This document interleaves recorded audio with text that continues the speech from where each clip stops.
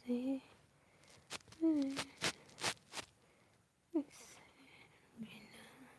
के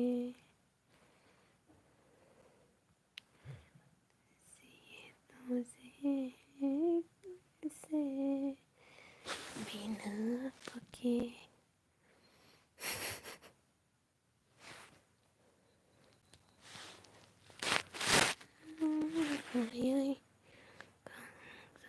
Fire,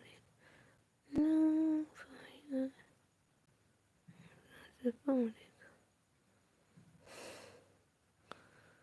no no karimani no chaya, we don't know. Come on, I'm so not yani, I'm so money. No no come on,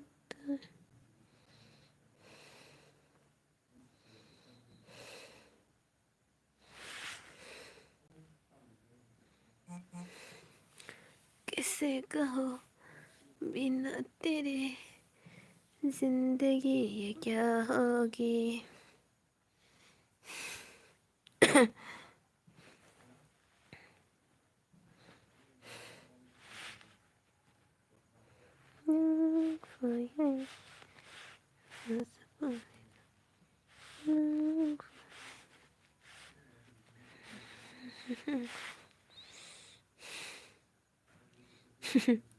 Uy, 심장이 차 걸어서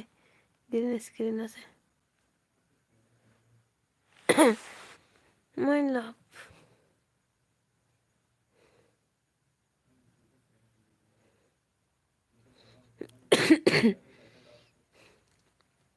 저 thuộc tao bạn vậy nó khatan ka ama mana nin bay lumani se wanu ni baraka ha hamdiya like why thank you mana robi nin bay lumani ha sa hamdiya bay tong mana robi mai rong da zaka nin bay thinya nai tong ka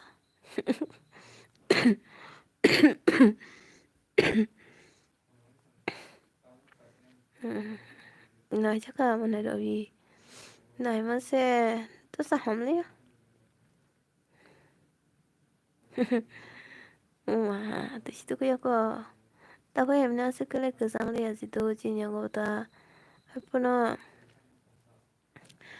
거 로만 이게 그 상마 하고 이게 그러면서 저가 되네 빠이켜 하자 매치 빠이켜다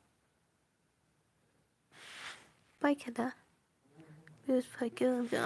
그만 타는 자도 하냐 사야코 바이게 करेला मुई संग करेला खाऊंगे ना करेला खाऊंगे this is the thing खेला पायो आंबो खेले गर ता जरं नान तंग खेला नाय तंबाय खेला दं आं बरक फायख्ला हिनि ता I cannot see mo dawla za doksi fayun saydiba semi final paikha India oh my god cha khabla sanke kumui kharos thangi tongo yo lady so kumui ni ngor da teke jang phaji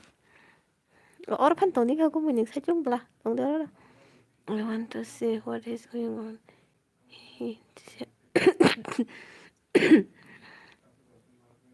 kumu me saka kumu yo kumu ni me chana phaji ba orang phaji anggo orang tong orang ke kanu na di ba orang sa ni na ngwa was time ro orang na gele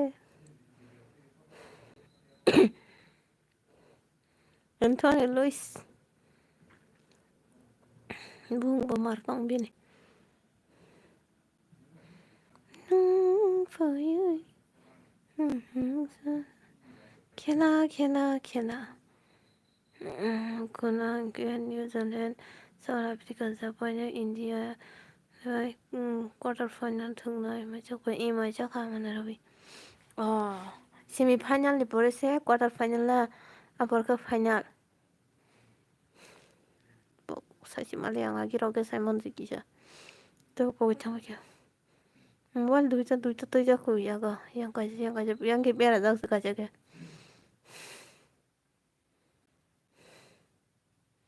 약간 뭐 이거 사디마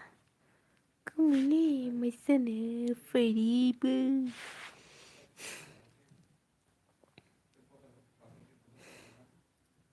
그문 카탕 받겠다 가리가 알아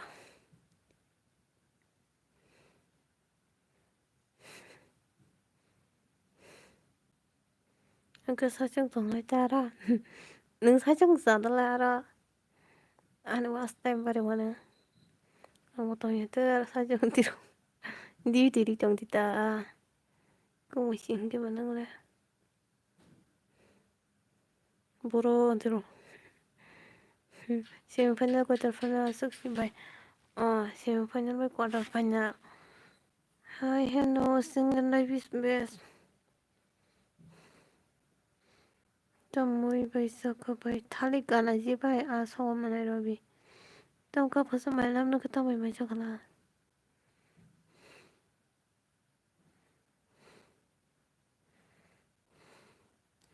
두자 라이프 살리 또나 올라 양고 능가 함께 단나녀바 산인인 바이나 양 뭐라서 그래 tao phải tao sắp phải hành thông của nó kia hay là sa hello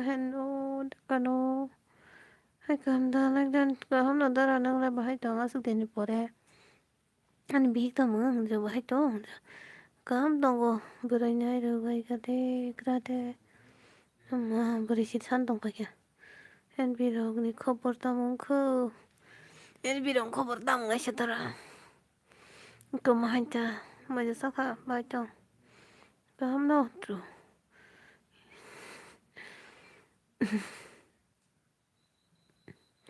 tao có tiền bị gì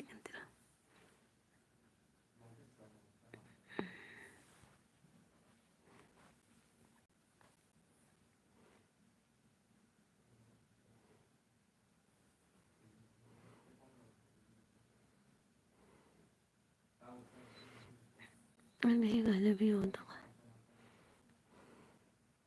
ta gặp đi phố tao mà rồi ông lại nói kisa mi sức khăn mà đi ba live tao mong quá này con được thấy mà này tao mong ba live con đang gặp lẽ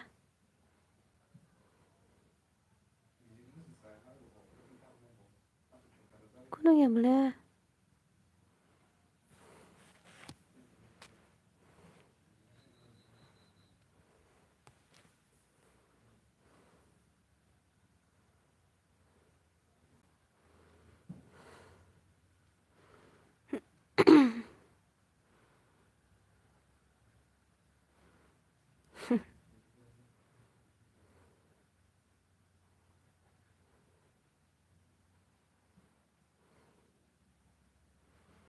em bị cái này bỏ rồi thì tao mà rồi ông lại yo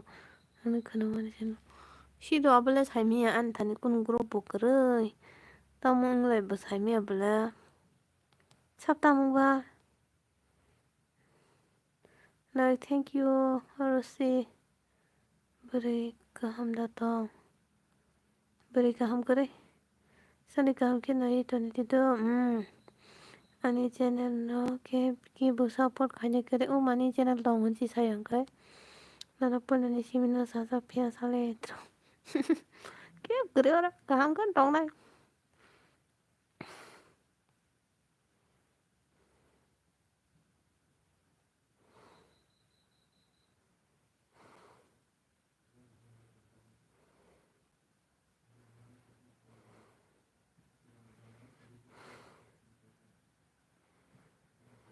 नया नया 너는 모금니 학산 가냐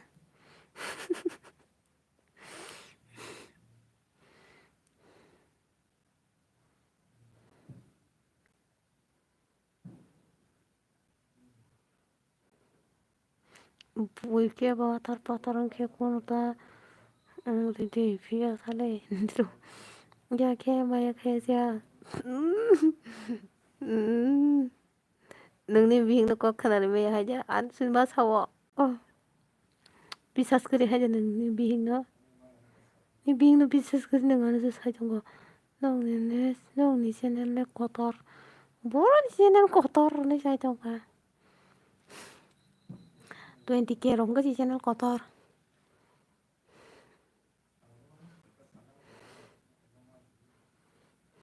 나야 너너 뭐가 내 학자로 가나. 이게 너무 뭐냐고 뭐 이런 거 다 앉아. 아니 네 원세 저 원. 원시군인 게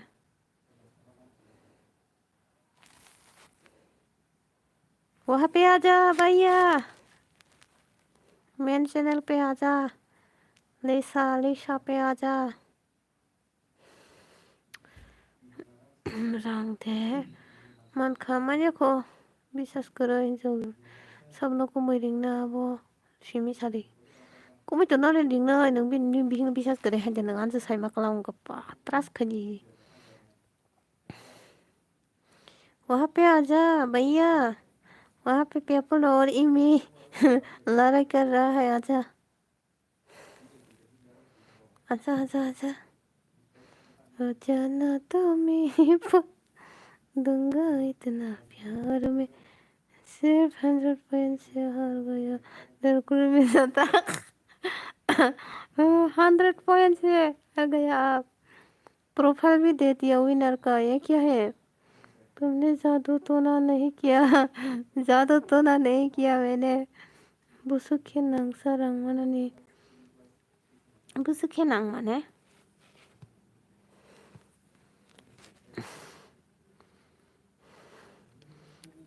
hinge bufe kono sama no ke ano sadita sini ko hinge an ko mana na ya ke maya kaya sa ni bihi bating ya ni wo mane tras khaita ni bihi no gese ni chali bo asan bi das ke guri tong mano nanya nanya no ko ni tras khaitong la kese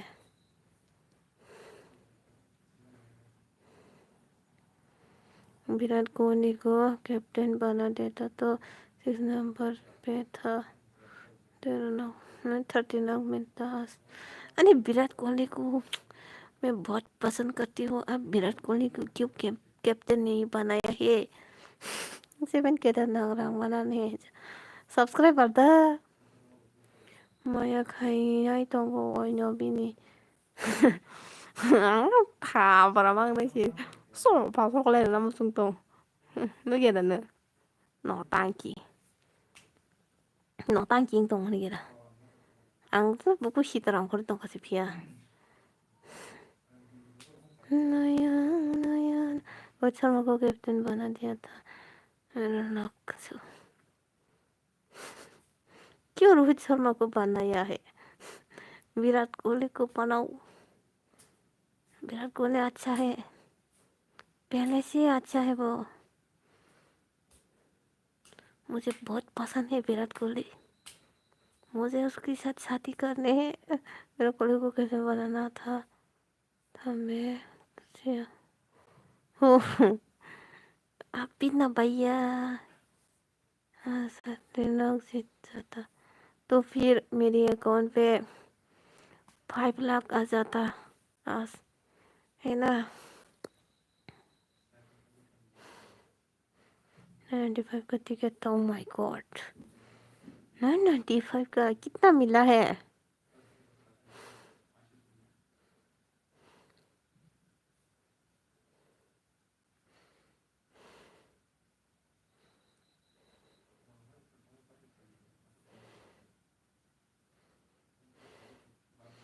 नया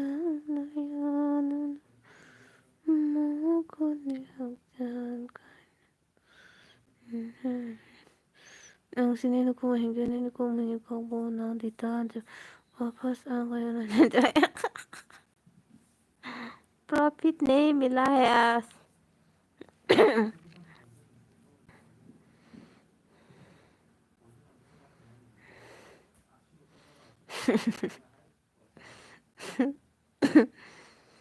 कोई बात नहीं, मिल जाएगा, कोशिश करो. Banyak final ibu bener. Ang tagpagal ka na usta na chong tune jadu tuna नहीं किया सी जादू तो ना करता लेकिन टाइम ही नहीं मिला इसलिए नहीं कर पाया. Hello, wow. Oh my god, dia komen. Ma komen. Ba sa bang kanang ma da su komen lu. Tam sa di sa na kong da na bunin. Tam kai tong la मैंने captain Virat Kohli को क्यों नहीं बनाया seat क्यों बनाया net सिपाही 그는 빠야 내 출렁텅 어디 사람을 저거다 이 저거다 뭐 저거다 tamten bài sau bài sau tamten bài sau nhớ cái bạn này là sebab可能 동화서도 이미 너 이미 너 tam 이미 너 tama tam 이미 너로 어디로 맞아로 sebab可能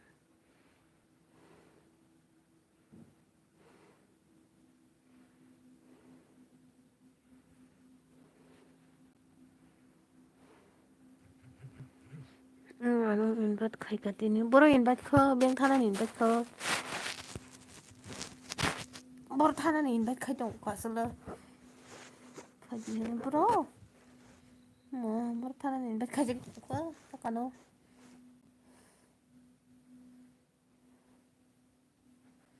हमारी अधूरी कहानी हमारी अधूरी कहानी Bini no có mà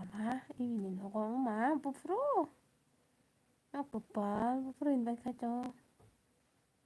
mandaya sao Bufro invite ka cho kito tamang ka samya sa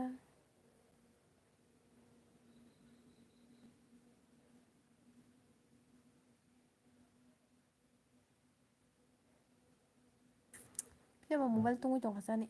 op khai simal sine mobile tungka mobile तुम्हें जो team दिखाया था क्या सही था शीर्ष एक और तुम बोलते थे ना विराट कैप्टन बनाओ तब तो आप बना चुकी है ना जब मैंने देखा था आप तो बना चुकी है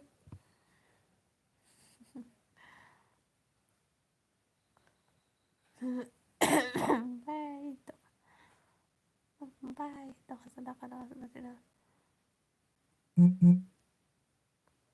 Forlah sih forlah asih tuh ya Wallahi gue ज़्यादा कोई बात नहीं नेक्स्ट टाइम पक्का मिल जाएगा नहीं मुझे वन लग नहीं चाहिए मुझे कार चाहिए कार तुम लकी हो चीज लकी हाँ वो तो देख रहे हो ना लकी 1 रुपया भी नहीं मिला अच्छा भैया मैंने जब किया परसों तब आपको पता है ना विराट कोहली मेरा फेवरेट है तो आपने क्यों नहीं बनाया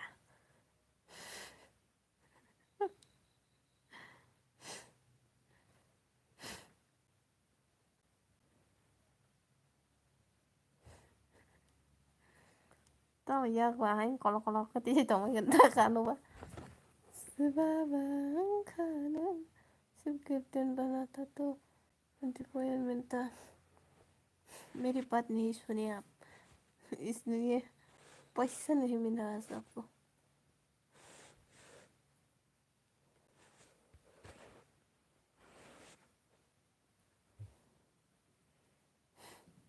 तंगराज आज 5 प्लेयर को मेरा 100 पॉइंट मिले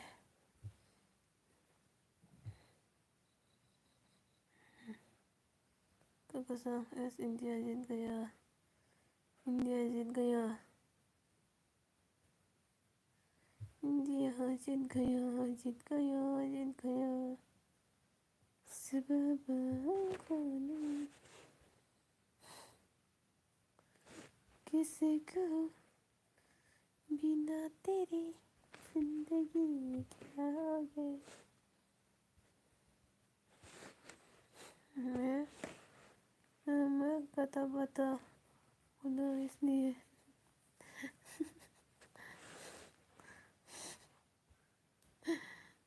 भैया टेंशन मत लो, मिलेगा मिलेगा। पहली बार मुझे भर मिले थे, वो भी चला गया।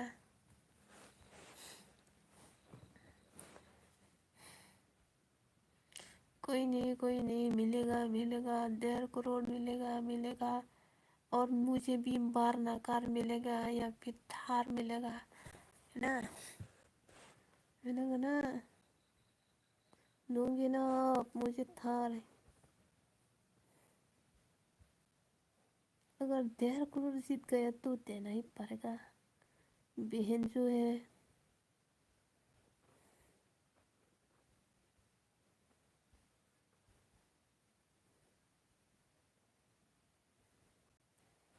सबब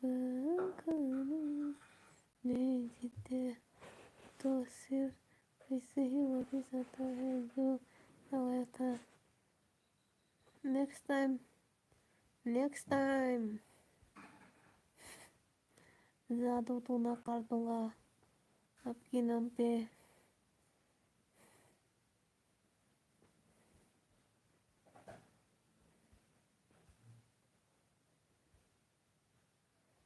और आपको मिलेगा 1.5 करोड़।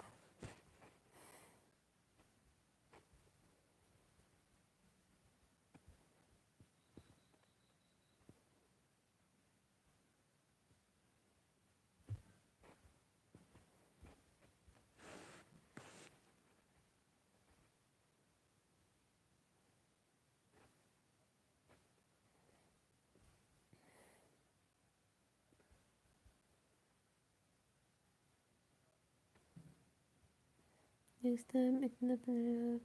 वो भी 100% लग जाएगा, लग जाएगा, लग जाएगा, लग जाएगा।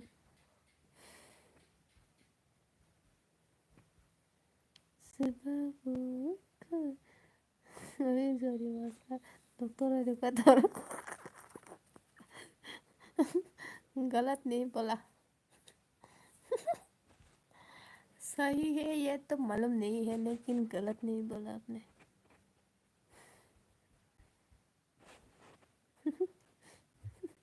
जुआरी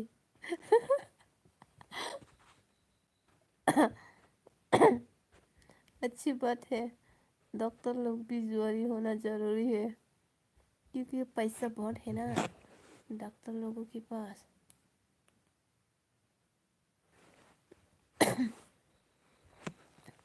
बहुत पैसा है डॉक्टर लोगों के पास, बहुत पैसा है। जैसे पनीर भी कर रहा है वो मैंने ही कर रहा था, अब कर दिया मधु मक्खी,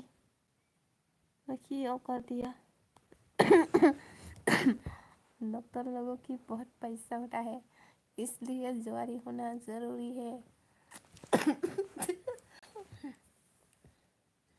पैसा जो लेते हैं,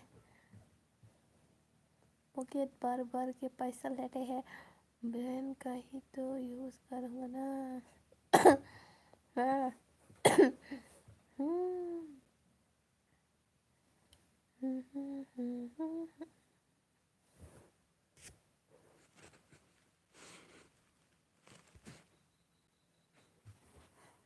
मैं जरा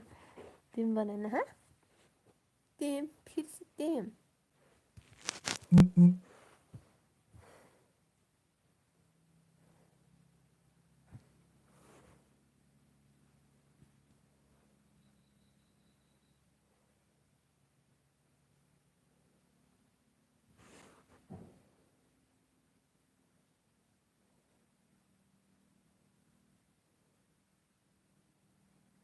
साउथ अफ्रीका न्यूजीलैंड है। अच्छा अच्छा अच्छा। उसके बाद क्वार्टर फाइनल इंडिया और फिर फाइनल इंडिया के साथ। अच्छा फाइनल कौन जीतेगा, साउथ अफ्रीका या न्यूजीलैंड? रुको,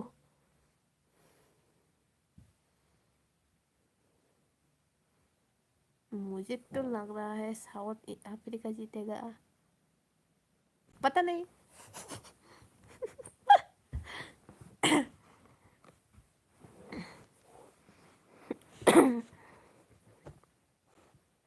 मैं किसी से कम नहीं।